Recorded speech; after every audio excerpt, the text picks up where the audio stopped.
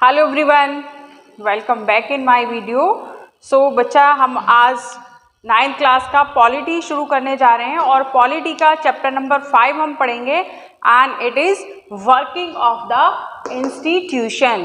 क्या पढ़ना है हमें? वर्किंग ऑफ द इंस्टीट्यूशन की जो डेमोक्रेटिक कंट्रीज़ हैं वहाँ पर इंस्टीट्यूशंस में किस तरह से वर्क होता है, किस तरह के इंस्टीट्यूशन होते हैं और वहाँ पर जो वर्किंग है वो किस तरह से होती है। बस वही हम इस चैप्टर में पढ़ने वाले हैं। फर्स्टली जो टॉपिक हम इस चैप्टर में डिस्कस करने वाले हैं पहले हम उनको देख लेते हैं। So topics which we will study in this chapter. First, major institution. जो हम चैप्टर में देखेंगे, फर्स्ट हम देखेंगे कि मेजर इंस्टीट्यूशन कौन से हैं, है ना, कि जो डेमोक्रेटिक कंट्री है इंडिया, वहाँ पर कौन से मेजर इंस्टीट्यूशंस हैं और वहाँ पर वो अपनी वर्किंग किस तरह से करते हैं, कैसे वहाँ पर वर्क किया जाता है।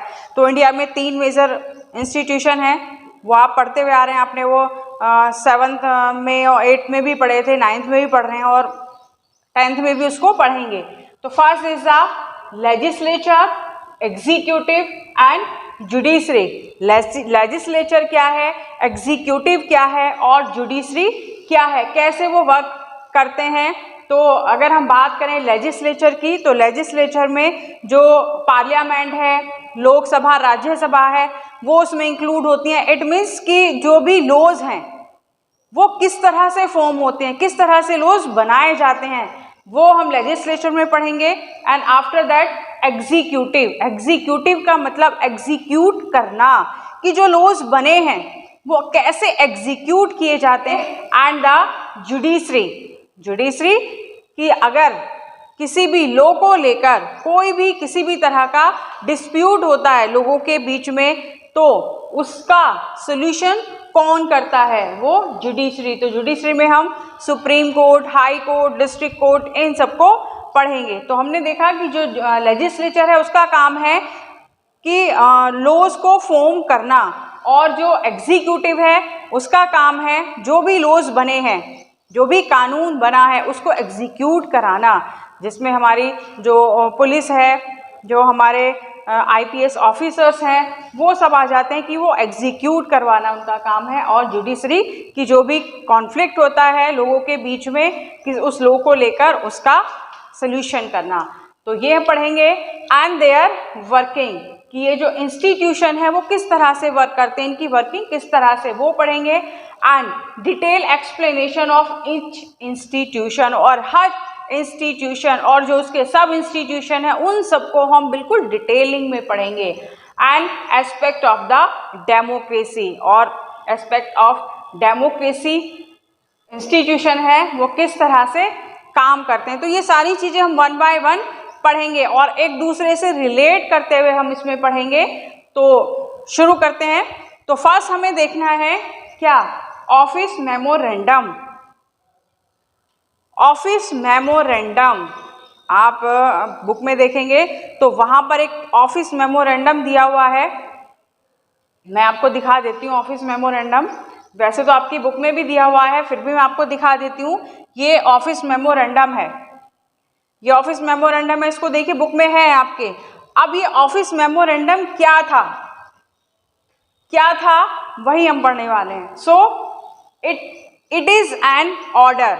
ऑफिस मेमोरेंडम का एक गवर्नमेंट ऑर्डर था जो इशू किया गया था। So it an order issued by the government of India on August 13, 1990। जो 13 अगस्त 1990 में गवर्नमेंट ने एक ऑर्डर इशू किया था।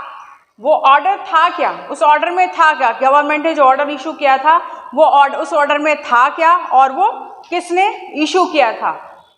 दिस ऑर्डर अनाउंस 27% रिजर्वेशन, कि वो जो ऑफिस मेमोरेंडम था, वो गवर्नमेंट जो ऑर्डर था उसमें था क्या, वो किस लिए था, किस लिए वो एक ऑर्डर पास किया गया था। तो उस ऑर्डर में था, this order announce 27% reservation for socially and educationally backward classes. किस लिए था, socially and educationally backward classes in government job. ये जो ऑर्डर पास किया गया था कि जो भी गवर्नमेंट जॉब हैं उसमें 27% का रिजर्वेशन उन लोगों को दिया जाए जो सोशली और एजुकेशनली पिछड़े हुए लोग हैं, बैकवर्ड लोग हैं, जो सामाजिक रूप से और शैक्षणिक रूप से पिछड़ा हुआ वर्ग है, उनको दिया जाए ताकि वो बाकियों के इक्वल आ सके, उनको अपलिफ्टमेंट करने के लिए, जिसको कहा गया SEBC। अब ये जो ऑर्डर था ये किसने पास किया? ये तो ऑर्डर हमने देख लिया कि ऑर्डर क्या था, ऑर्डर में क्या लिखा हुआ था। तो ऑर्डर क्या था? ऑर्डर था कि 27% का रिजर्वेशन दिया जाए जो एजुकेशनली और सोशली बैकवर्ड क्लासेस हैं, किसमें? जो भी गवर्नमेंट जॉब हैं उनमें। अब ये ऑर्डर किसने पास किया? तो वो देखें, department of personal and training in the ministry of personnel public grievance and pension. किसने? जो एक मिनिस्ट्री थी personnel public grievance and pension, जिसने उस पर सिग्नेचर किए थे, जिसने उस पर साइन किए थे। तो क्या अगर ये जो मिनिस्ट्री थी personnel public grievance and pension, तो क्या इन्होंने ये लॉ बनाया था, ये ऑर्डर इन्होंने ही पास किया था? किस तरह से ये जो ऑर्डर था वो किस तरह से उसकी वर्किंग हुई, कैसे वो फॉर्म हुआ, वो सब हम जानेंगे। इसके लिए, इस ऑर्डर के लिए एक मंडल कमीशन को फॉर्म किया गया, एक मंडल कमीशन बनाया गया। अब ये मंडल कमीशन क्या है? मंडल कमीशन क्या है? It was the second backward class commission. It was the second backward class commission. जो मंडल कमीशन है इसके लीडर थे बीपी मंडल, इसलिए इसका नाम रखा मंडल कमीशन। जो इसके लीडर थे बीपी मंडल थे। बीपी मंडल कौन थे? अच्छा पिक्चर देखिए, ये बीपी मंडल हैं, ये पिक्चर नजर आ रही है ना, ये बीपी मंडल हैं। ये लीडर थे किसके? मंडल कमीशन के। तो ये क्या था? Second backward class commission. एक आपका होमवर्क है, टुडेज होमवर्क, ये हमने पढ़ा सेकंड बैकवर्ड क्लास कमीशन। आपको फर्स्ट बैकवर्ड क्लास कमीशन का नाम मुझे कमेंट करके बताना है। सो चलिए, and it was appointed in 1979। वहां देखिए जो ऑर्डर पास हुआ था वो 1990 में हुआ था और बीपी मंडल को अपॉइंट किया गया 1979 में। अब पर्पस क्या था उसका? जो बीपी मंडल को अपॉइंट किया गया उसका पर्पस क्या था? Under the chairmanship of B P Mandal. कौन थे उसके हेड? बीपी मंडल, इसीलिए उसका नाम हुआ मंडल कमीशन। जो बीपी मंडल उसके चेयरमैन थे या चेयरपर्सन थे। वाई इट वाज अपॉइंटेड, ये जो बीपी मंडल कमीशन था इसको अपॉइंट ही क्यों किया गया? इसकी जरूरत क्या थी? किस लिए बीपी मंडल को बनाया गया या फिर मंडल कमीशन को अपॉइंट किया गया? उसका मेन मोटिव क्या था, मेन पर्पस क्या था उसको अपॉइंट करने का? तो उसका जो मेन मोटिव था या फिर पर्पस था वो इसलिए अपॉइंट किया गया to identify the socially and educationally backward classes in India, कि उनको काम दिया गया कि तुम्हारा काम क्या है कि जो सोशली और एजुकेशनली बैकवर्ड क्लासेस हैं उनको क्या किया जाए, उनको आइडेंटिफाई किया जाए and to recommended step for their advancement, और उनके एडवांसमेंट के लिए किस तरह से स्टेप लिए जाएं वो रिकमेंडेड करना है। कि उन्होंने कहा कि तुम्हें सबसे पहले आइडेंटिफाई करना है कि जो सोशली और एजुकेशनली बैकवर्ड क्लासेस हैं उनको आइडेंटिफाई करना है और फिर एक रिकमेंडेशन देना है कि उनको अपलिफ्ट करने के लिए कौन से स्टेप्स लिए जाएं। तो ये जो मंडल कमीशन था उसने अपनी जो रिपोर्ट थी वो रिपोर्ट दी। कब दी वो देखिए, and the Mandal commission gave its report इन 1918। उसको अपॉइंट किया गया कब? 1979 में, और एक साल तक उसने पूरा क्या किया? आइडेंटिफाई किया, रिसर्च किया, और 1980 में उसने अपनी रिपोर्ट प्रेजेंट की, उसने अपनी रिपोर्ट दी मंडल कमीशन में। Here is a question, what was there in that report, कि जो उन्होंने अपनी रिपोर्ट दी उस रिपोर्ट में था क्या क्या क्या चीजें थी उसमें? So many points were discussed in the report about backward classes. तो वो जो बैकवर्ड क्लासेस थी या बैकवर्ड ग्रुप था, socially and educationally backward classes थी, जिनको आइडेंटिफाई किया था मंडल कमीशन ने, उनके लिए बहुत सारे पॉइंट्स डिस्कस किए गए। किसमें? उस रिपोर्ट में, जो उन्होंने रिपोर्ट दी 1980 में। तो related to the backward classes many points were discussed in that report and one of the recommendation, और उन पॉइंट्स में से एक रिकमेंडेशन थी, वो क्या थी? It was to give 27% reservation to socially and educationally backward classes in government job. तो ये जो बीपी मंडल था, इसने अपनी रिपोर्ट प्रेजेंट की 1980 में, और बहुत सारे पॉइंट्स को डिस्कस किया गया, और उन पॉइंट्स में एक पॉइंट्स ये भी था कि जो socially and educationally backward people हैं, बैकवर्ड क्लासेस हैं, उनको 27 का रिजर्वेशन गवर्नमेंट जॉब्स में दे दिया जाए। तो उन्होंने अपनी रिपोर्ट में ये कहा। सो हियर अ क्वेश्चन कि जो रिकमेंडेशन उन्होंने दी, तो इसका मतलब क्या हुआ? इसका मतलब वो लॉ बन गया कि उन्होंने अपनी रिकमेंडेशन में लिख दिया, या फिर उन्होंने अपनी रिपोर्ट में लिख दिया कि इन लोगों को सोशली और एजुकेशनली बैकवर्ड क्लासेस के जो पीपल्स हैं, उनको 27% का रिजर्वेशन गवर्नमेंट जॉब में दे दिया जाए। तो क्या बस इतना कह देने से वो लॉ बन गया? या अगर वो लॉ नहीं बना, then how did recommendation become a law? और अगर वो ऐसा नहीं हुआ, तो फिर वो रिकमेंडेशन एक लॉ किस तरह से बना? लॉ बनने का क्या प्रोसेस हुआ? तो वहां पर इसके लिए जो एक इलेक्शन, लोकसभा का इलेक्शन है, उसको देखते हैं कि लोकसभा के इलेक्शन हुए कब हुए? 1989 में। तो लोकसभा इलेक्शन हुए, उसमें जो इलेक्शन मैनिफेस्टो था किसका?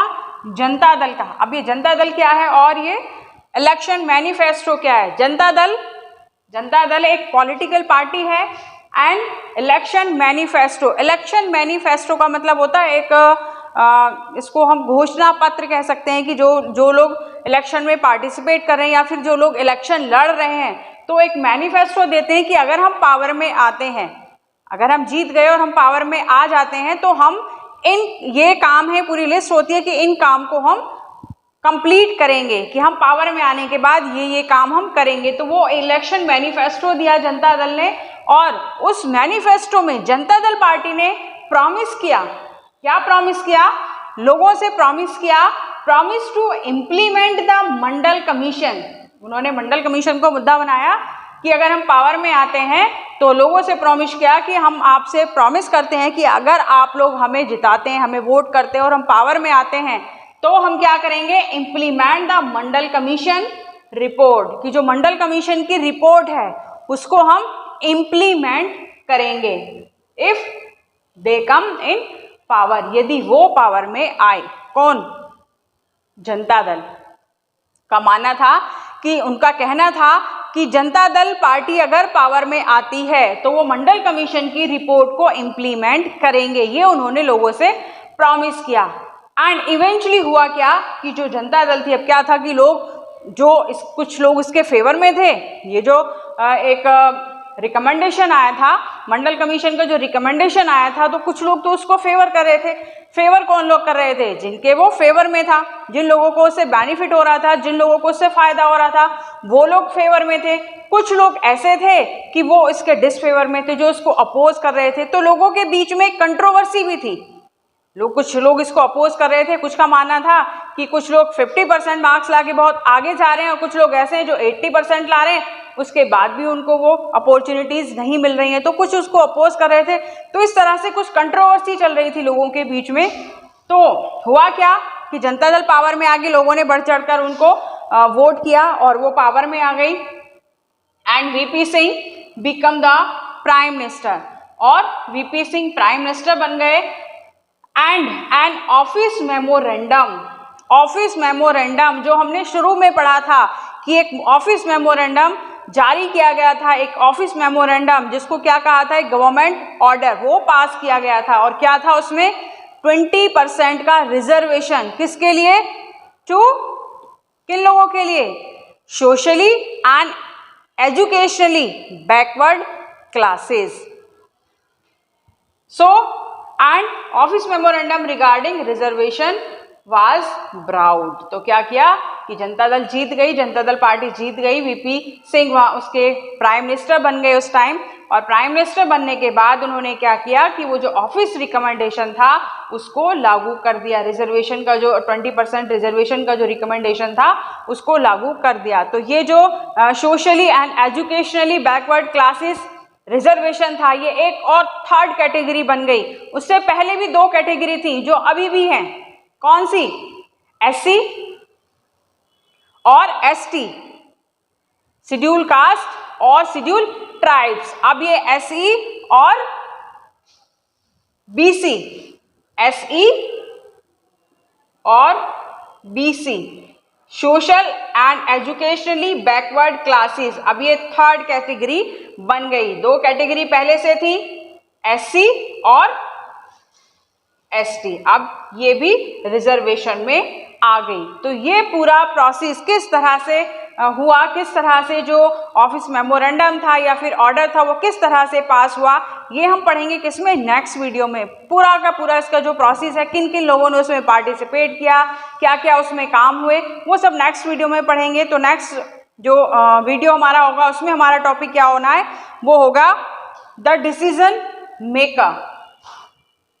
It will be the decision maker, कि जो डिसीजन को बनाया गया उस डिसीजन में किन किन लोगों ने पार्टिसिपेट किया। तो मिलते हैं नेक्स्ट वीडियो में। Till then stay connected, stay home. Thank you very much.